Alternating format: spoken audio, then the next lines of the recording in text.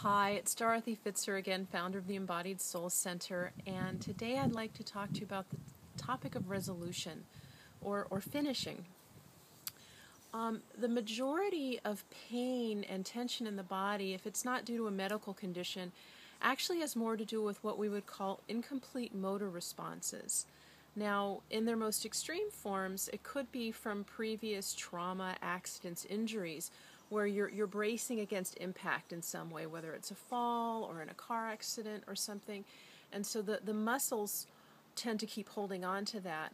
But there's also a way in day-to-day life, just in our normal movements, we start to contract muscles to do something, but then we never fully let them go. And then over time, that just accrues more and more tension in the system. And when people tell us relax, we literally don't know how to.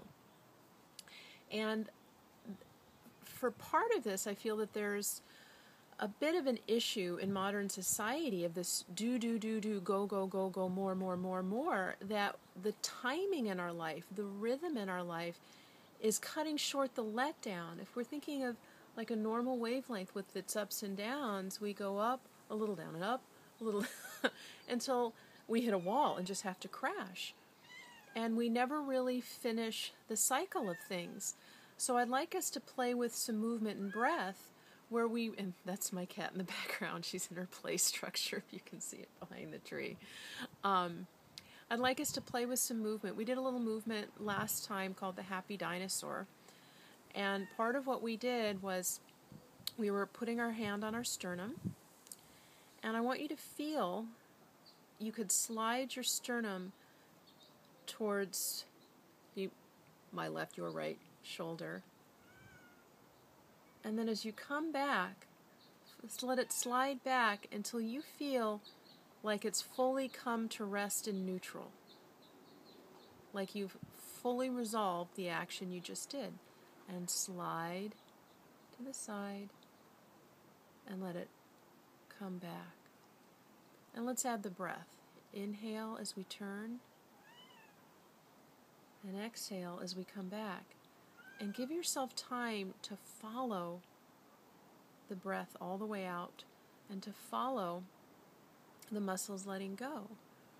So actually a more obvious example of this would be to clench your hand as hard as you can and then release it. But don't open it on purpose. Allow the elasticity of the tissue. Just watch it open. So it's like you're letting the tissue itself do it and you're not actually using any kind of intention to. So there's this natural elasticity in the tissue if we let it be there. So you're going to do some kind of contraction to make yourself move. So you're going to slide to the side and then let it go and don't purposely come back. Feel how you might unwind. What's letting go in order to allow you to come back to the middle? What do you have to contract to turn?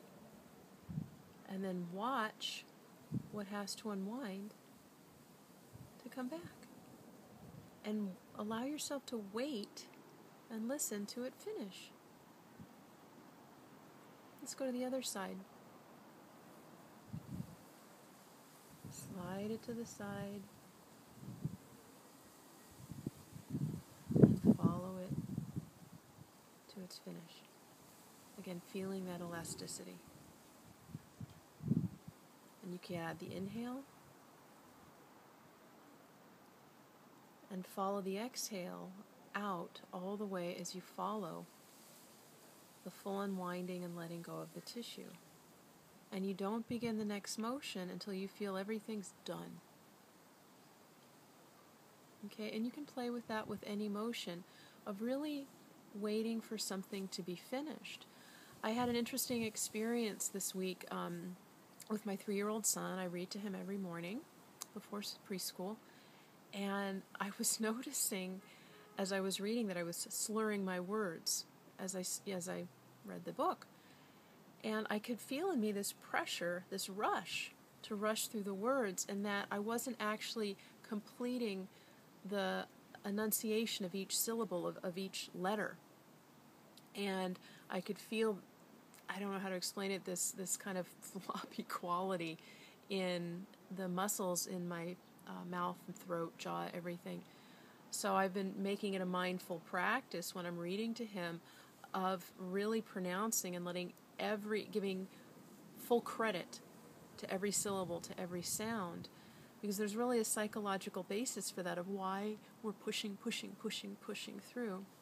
So I invite you to find something during your day, whether it's how you speak, whether it's how you move, and can you let it come to full completion, full fruition, and fully let it go before you're on to the next thing. Because it's an amazing metaphor for your entire life. And as you work on the microcosm, you might notice an immense difference in the macrocosm. So, hope you enjoyed it. See you next week. Take care. Bye-bye.